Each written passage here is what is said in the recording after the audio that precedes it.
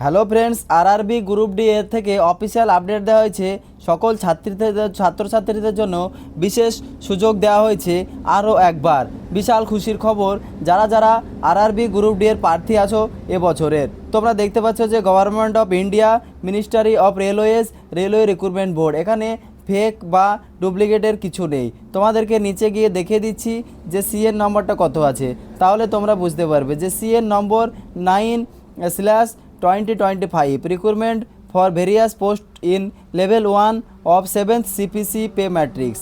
তারপর তোমরা দেখতে পাচ্ছ যে নিচের দিকে দেওয়া হয়েছে যে আর্লিয়ার নোটিফাইড ডেটস আগে ছিল 2/3/2026 এবং রিভাইজ নোটিফাইড ডেট হয়েছে 9/3/2026।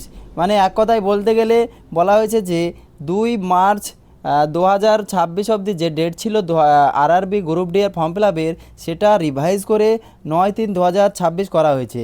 কারণ তাদের সার্ভারে কিছু ইস্যু ছিল, প্রচুর ছাত্রছাত্রী ফর্ম ফিল আপ করতে পারেনি।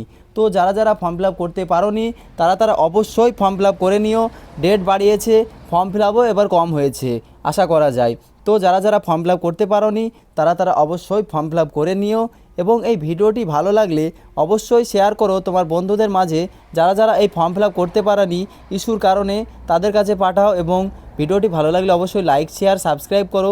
এরকম ধরনের ভিডিও এবার থেকে আমি আনতেই থাকবো, শর্ট ভিডিওতে এবং ফুল ভিডিওতে। জয় হিন্দ, জয় ভারত।